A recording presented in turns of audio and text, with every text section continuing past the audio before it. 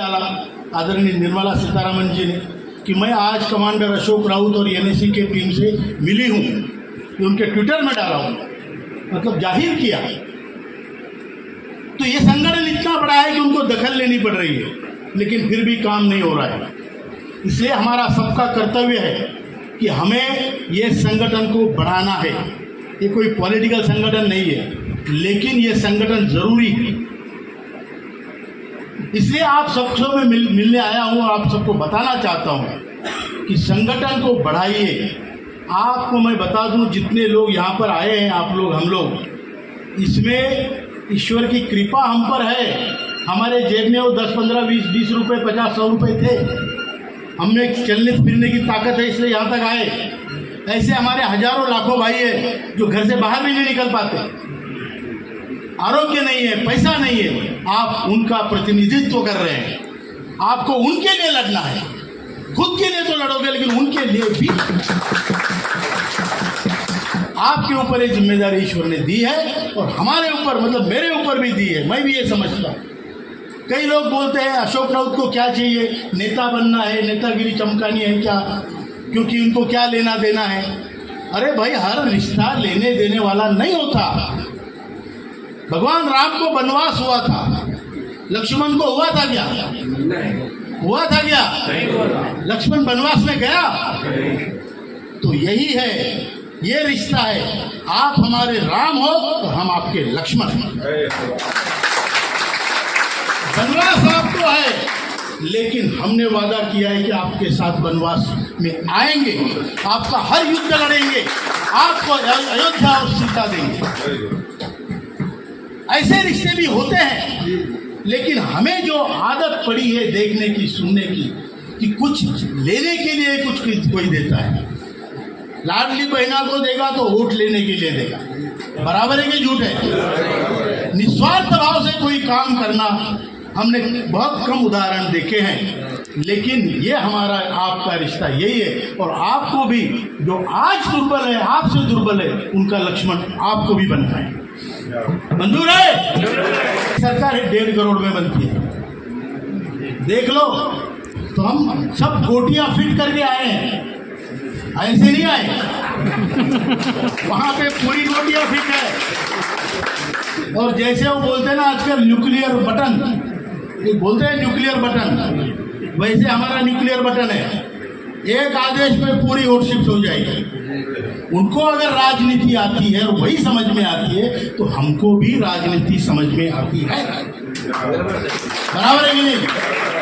तो हमने भाई साहब को बोला कि हमें युवा के लोगों के दर्शन करने ही करने।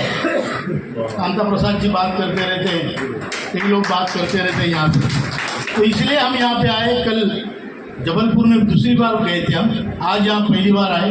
फिर प्रयागराज, फिर कानपुर। प्रयागराज और कानपुर क्यों? वहाँ 10 सीटों का उपचुनाव है, बराबर है? हाँ, तो हम जो कर रहे हैं वो सोच समझ के कर रहे हैं, बिल्कुल सोच समझ के कर रहे हैं। और ईश्वर हमें यश देगा, क्योंकि सत्य परेशान हो सकता है, पराजित कभी नहीं होगा। हम तुम्हारे साथ हैं, हम तुम्हारे साथ हैं, हम तुम्हारे साथ हैं।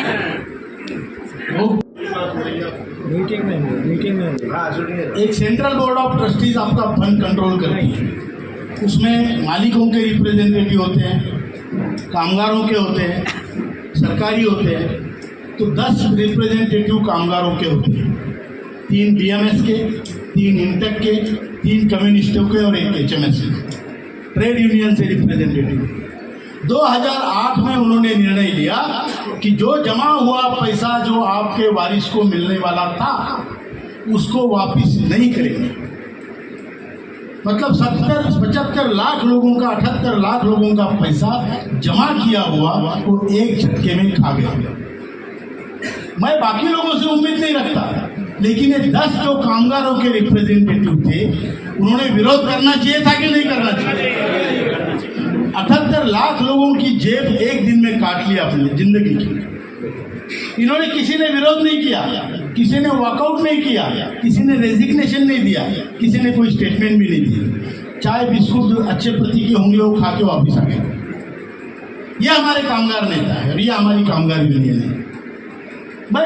मैं किसी यूनियन से, मैं तो मिलिट्री का आदमी हूँ, लेकिन आपको बताता हूँ बीएमएस यूनियन है, बीजेपी का काम करती है, वो आपका काम नहीं करती है, वो पक्ष का पार्टी का काम है, ईमानदारी से करती है। इंटक है तो कांग्रेस का काम करती है, ईमानदारी से कांग्रेस का करती है, आपका बेईमानी से भी नहीं करती।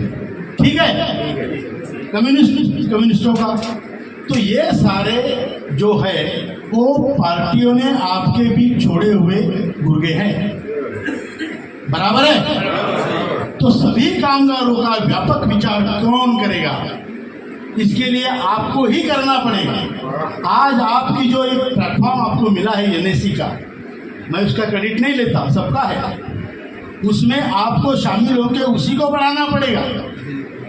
हम रहे न रहे, लेकिन ये प्लेटफॉर्म सबके लिए युगों तक रहना चाहिए, नहीं तो आपको कोई नहीं पूछेगा। डिवाइड एंड रूल अंग्रेज भी करते थे और ये भी कर रहे हैं, बराबर है।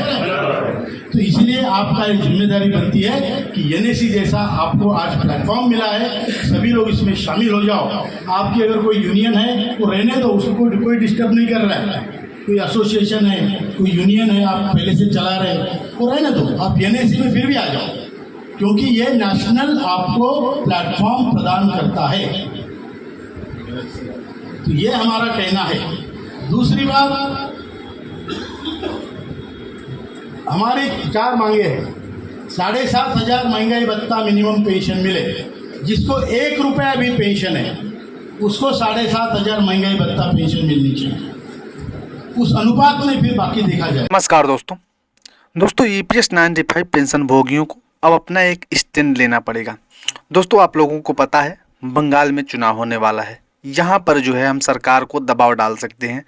हमारे बहुत सारे भाइयों का मुझे कमेंट आया था कि अगर हम बंगाल चुनाव तक दोस्तों सरकार पे दबाव डालते हैं तो अपनी मिनिमम पेंशन को बढ़ा सकते हैं। लेकिन दोस्तों हमें यहाँ पे एक स्टैंड लेना पड़ेगा और अपनी एक पार्टी को, किसी को हमें सपोर्ट करना पड़ेगा। क्योंकि सरकार इस प्रकार से जो है आश्वासन पे आश्वासन देकर हमें भ्रमित नहीं कर सकती। अगर हम एक स्टैंड लेंगे तो सरकार को ज़रूर ये लगेगा कि अगर हम ईपीएस 95 पेंशनरों के हित में काम नहीं करेंगे तो दोस्तों यहाँ पर एक दबाव बनाने का मौका है। अब देखते हैं कमांडर अशोक राउत साहब दोस्तों अभी आगे का क्या उनका निर्णय रहता है। हालाँकि हमने कई बार ऐसा काम किया, लेकिन लास्ट में जब चुनाव आता है तो हमारे मन में कहीं ना कहीं कसक रहती है, क्योंकि कुछ ऐसे नेतागण हैं विपक्ष के जो हमारे ईपीएस 95 पेंशन भोगियों के साथ भी खड़े हैं।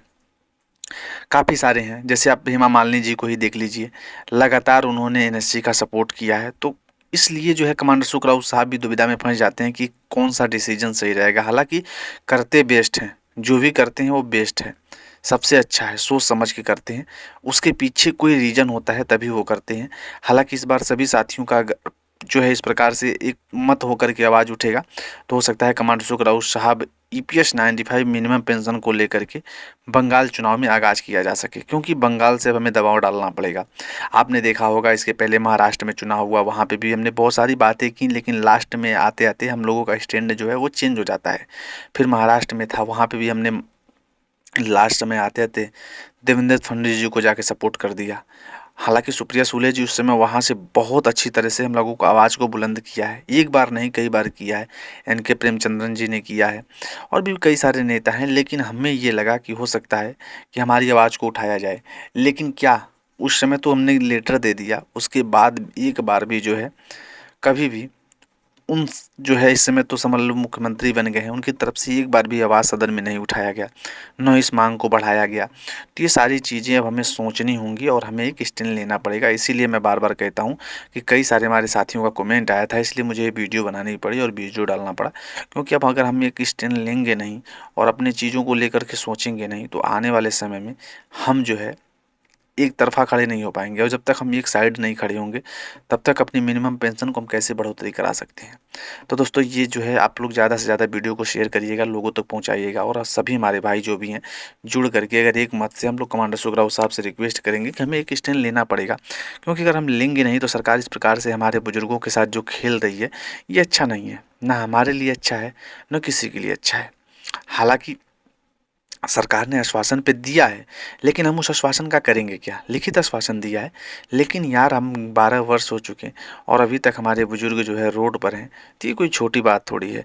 और अगर वही देखोगे, अगर चलो ठीक है हम आश्वासन भी मान लेते हैं, लेकिन जब संसद में जो है सवाल पूछा जा रहा है तो उसको जो है इतना घुमा फिरा के जवाब देने की क्या ज़रूरत है? हर बार वही रटा रटाया जवाब लिख करके रखा रहता है, घुमा फिरा करके वही जवाब दे दिया जाता है।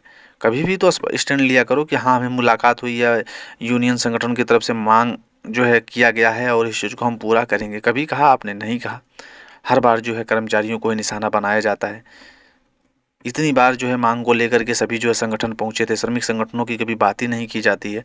तो अब ये चीज़ें करना पड़ेगा जब हम स्टैंड लेंगे और जो है अपनी बातों को मनवाने के लिए हमें ये काम करना पड़ेगा और बेहद ज़रूरी है। तो दोस्तों आप लोगों का क्या राय है? बहुत सारे हमारे भाइयों का कमेंट आया था, इसीलिए दोस्तों मैं इस वीडियो को मुझे बनाना पड़ा कि अब हमें इस प्रकार से बात करके हमें अपना स्टैंड जो है क्लियर करना पड़ेगा ताकि पेंशन बढ़ो।